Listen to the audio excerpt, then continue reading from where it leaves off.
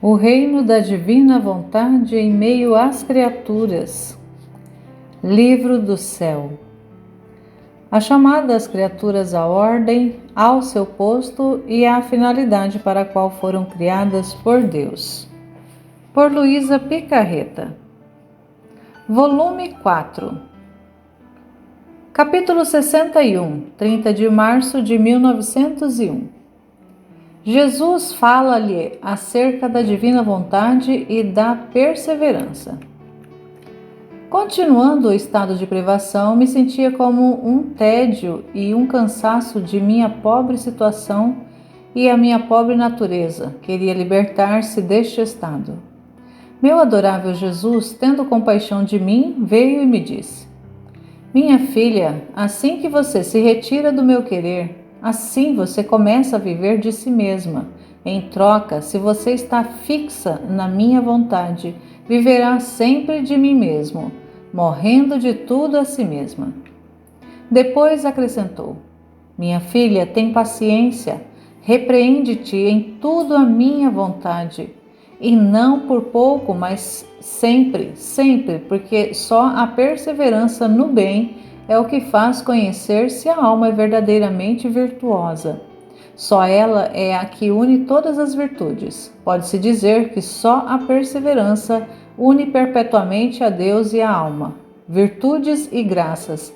E como cadeia se põe ao redor e amarrando junto, tudo junto forma o nó certo da salvação. Mas onde não há perseverança, há muito a temer.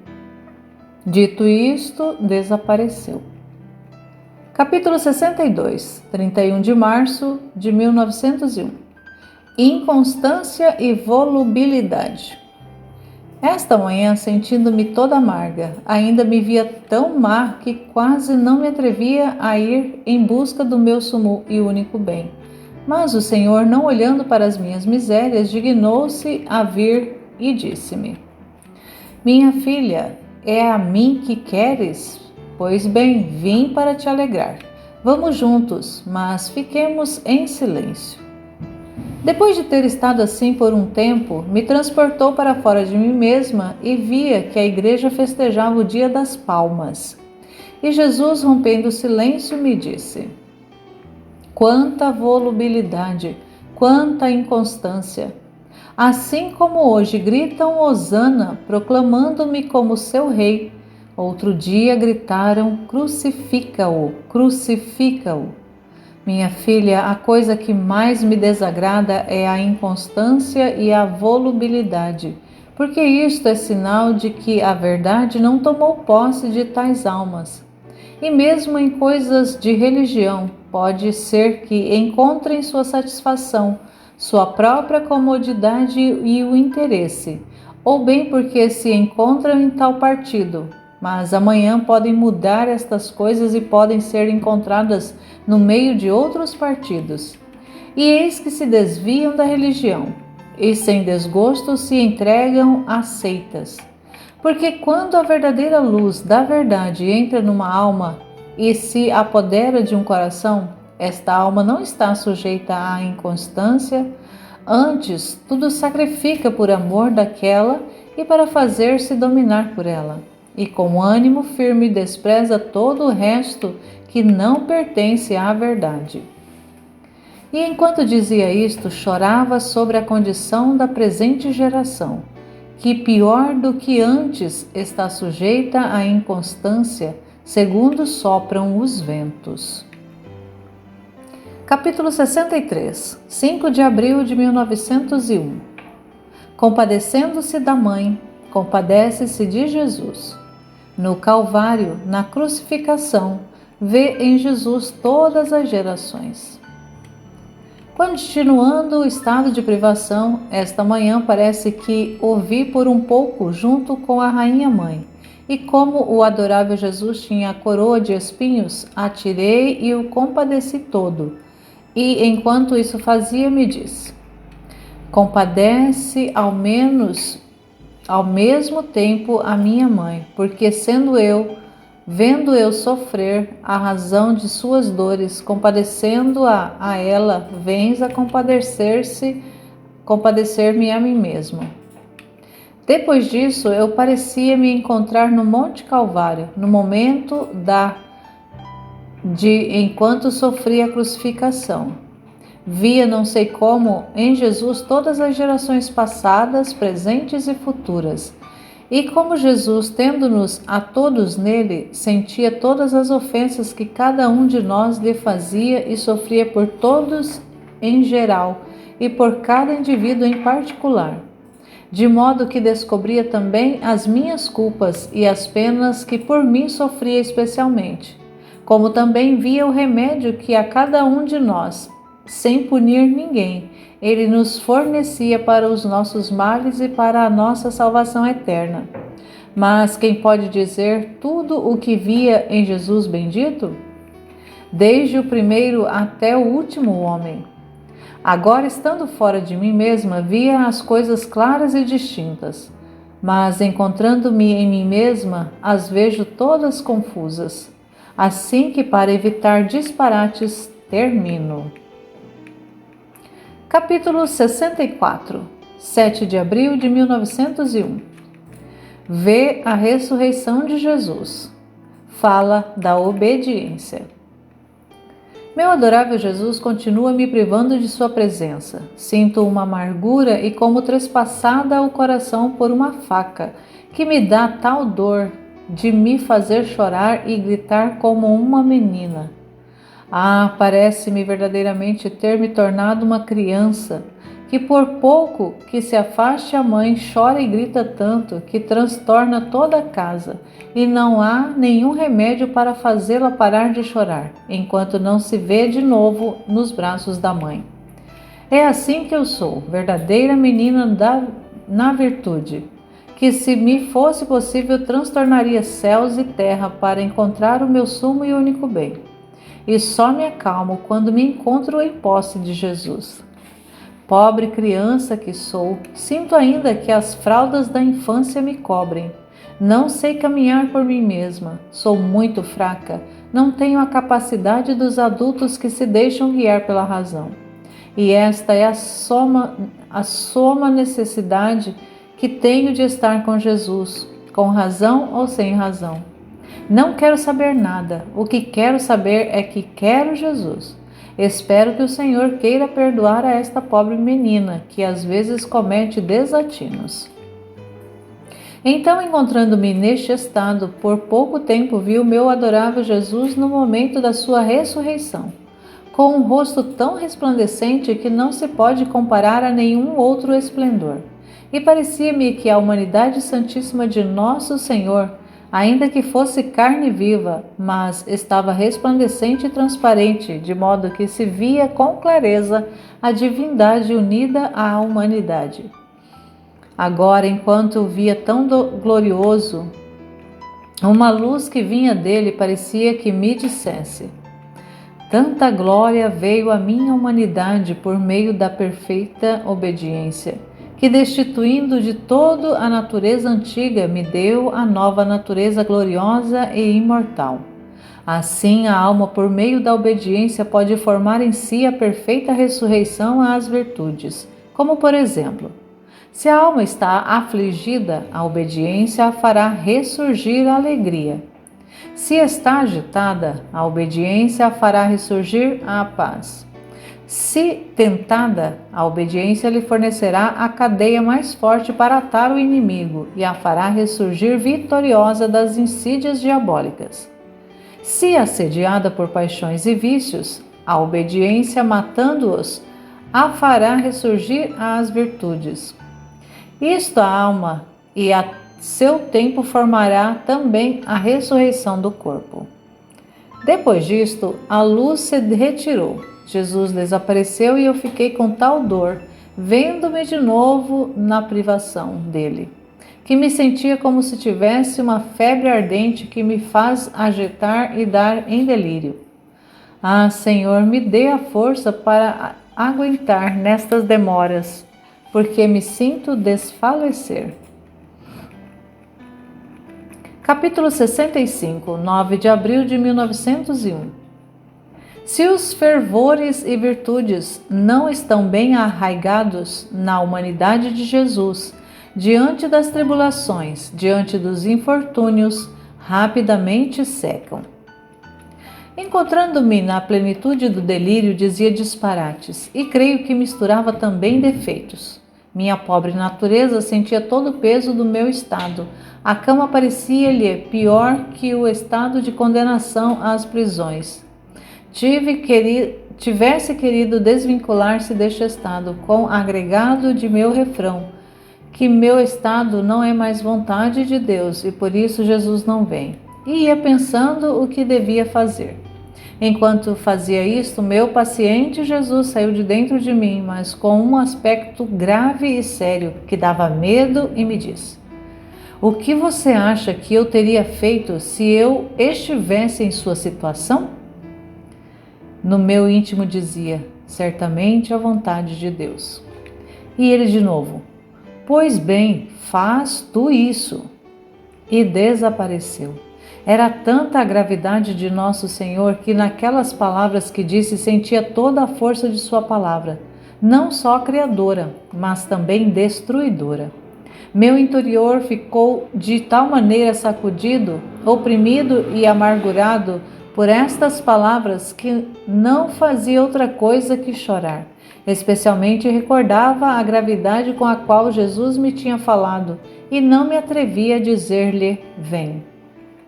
Agora, estando durante o dia neste estado, fiz minha meditação sem chamá-lo. Quando no melhor veio e com um aspecto doce, tudo mudou. Em comparação com a manhã, me disse: minha filha, que ruína, que destruição está por acontecer. E enquanto dizia isto, senti todo o meu interior mudado, porque não era por outra coisa que não vinha, senão pelos castigos.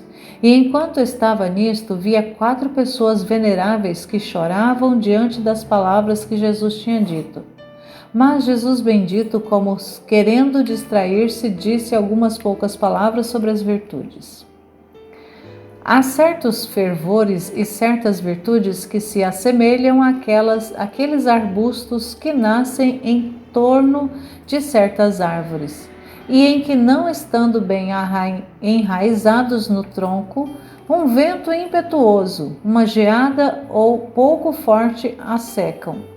E ainda que depois de algum tempo possa ser que enverdeçam de novo, mas estando expostos à intempérie e, portanto, a mudar-se, jamais chegará a ser árvores feitas. Assim são estes fervores e estas virtudes que não estão bem arraigados no tronco da árvore da obediência, isto é, no tronco da árvore de minha humanidade, que foi toda obediência. Ante as tribulações, os infortúnios súbitos secam e jamais chegam a produzir frutos para a vida eterna. Capítulo 66, 19 de abril de 1901. Lamentos pela privação. Jesus consola-a e explica-lhe algo sobre a graça. Continuo meus dias privada de meu adorável Jesus. Ao mais, vem como sombra ou como raio.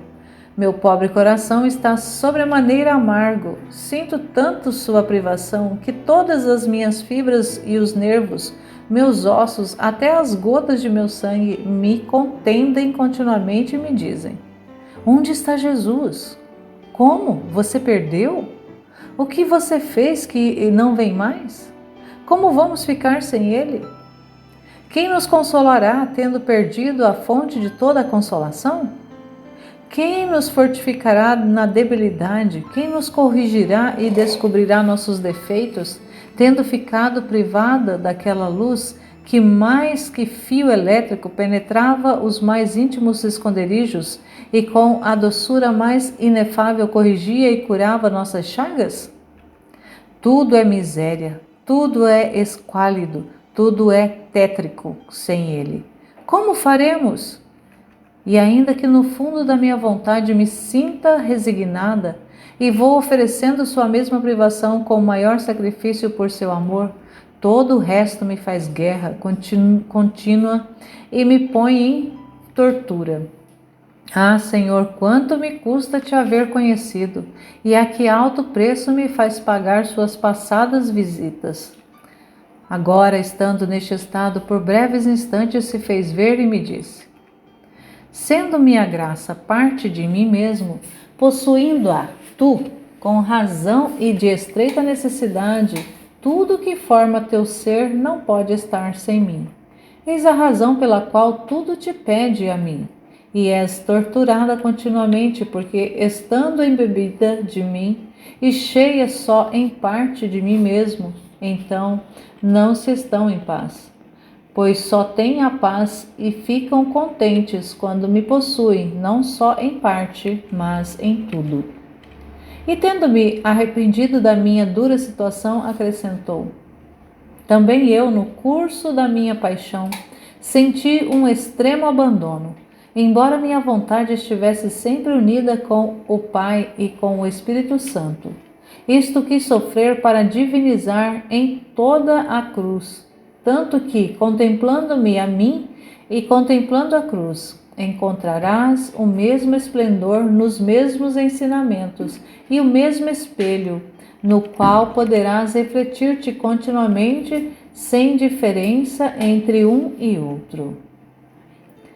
Capítulo 67, 21 de abril de 1901. A necessidade dos castigos é para não permitir que o homem se corrompa principalmente. Continuando o meu estado habitual, vi o meu doce Jesus com uma cruz na mão, em atitude de atirá-la sobre as nações, e disse-me: minha filha, o mundo é sempre corrupto, mas há certos tempos em que chega a tal corrupção que, se eu não derramar sobre as nações parte de minha cruz, pereceriam todos na corrupção. Como foi nos tempos em que eu vim ao mundo, a única cruz salvou muitos da corrupção em que estavam mergulhados.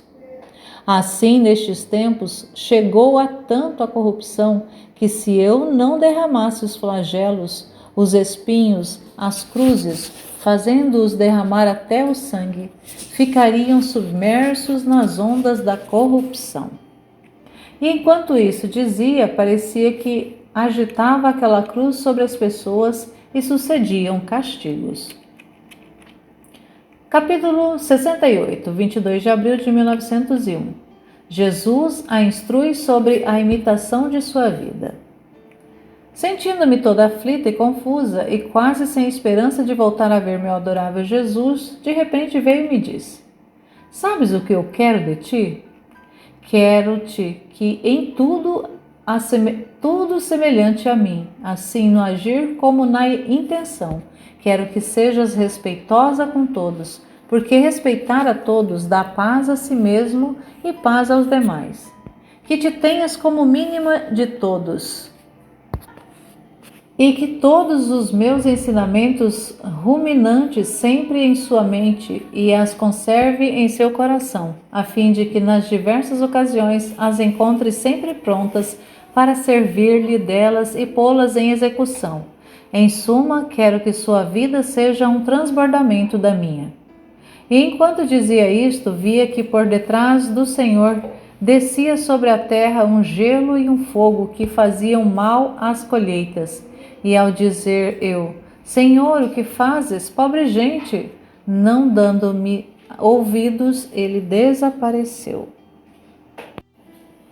Capítulo 69, 13 de junho de 1901. A cruz e as tribulações são o pão da bem-aventurança eterna.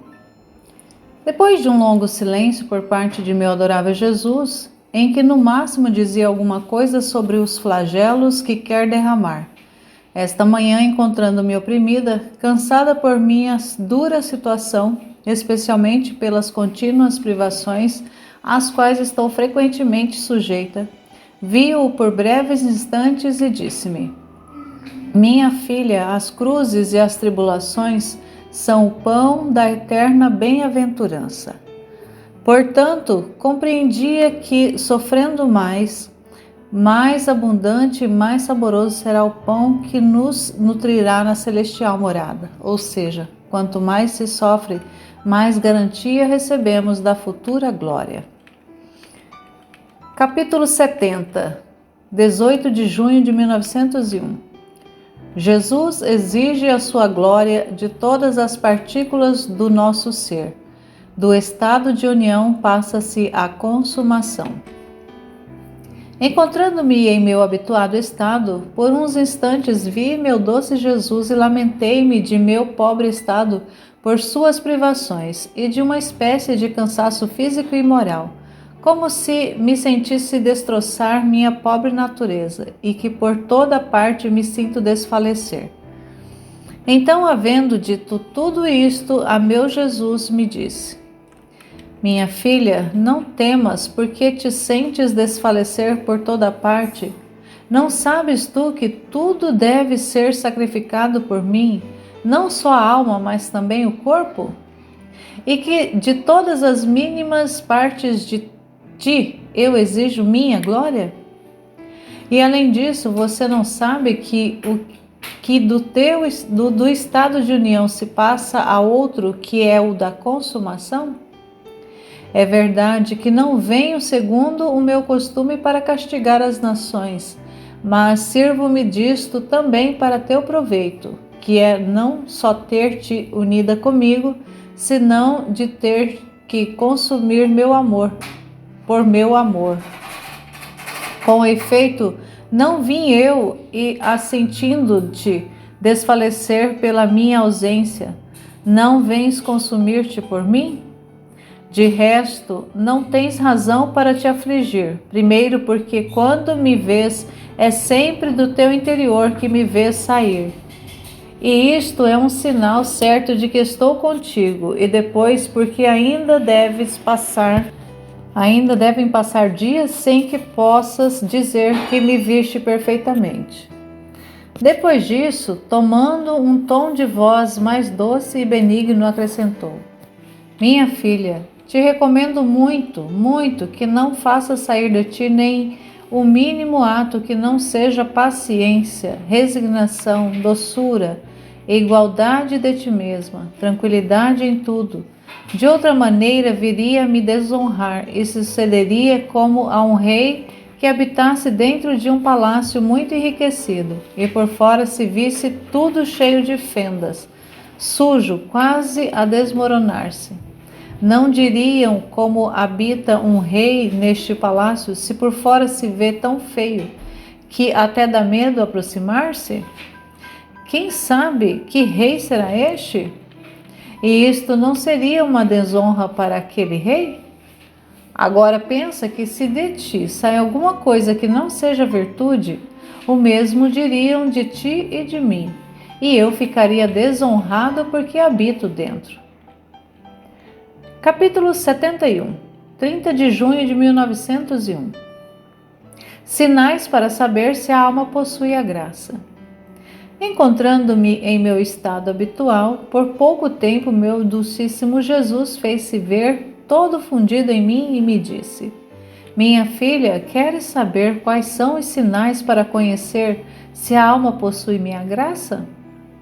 E eu: Senhor, como lhe agrade a tua santíssima bondade. Então ele prosseguiu: o primeiro sinal para ver se a alma possui a minha graça é que tudo o que possa ouvir ou ver no exterior pertence a Deus. No interior sente uma doçura, uma suavidade toda divina, não comparável a nenhuma coisa humana e terrena. Acontece como a uma mãe que, mesmo ao respirar, a voz conhece ao parto de suas vísceras na pessoa de um filho e se alegra. Ou como as duas íntimas amigas que, conversando, manifestam reciprocamente os mesmos sentimentos, inclinações, alegrias, aflições, e encontrando esculpidas uma na outra suas mesmas coisas, sentem prazer, gozo e tornam-se tanto amor que não sabem separar-se. Assim, a graça interior que reside na alma, ao ver exteriormente o parto de suas próprias entranhas, ou seja, ao encontrar-se naquelas mesmas coisas que formam sua essência, acoplam-se e faz sentir na alma tal alegria e doçura que não se sabe expressar.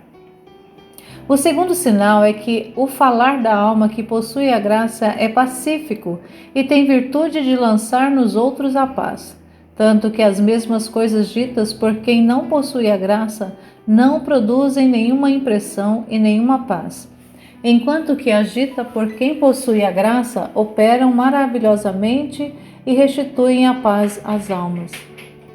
Além disso, minha filha, a graça despoja a alma de tudo e da humanidade faz um véu para estar coberta, de modo que, quebrando este véu, se encontra o paraíso na alma de quem a possui.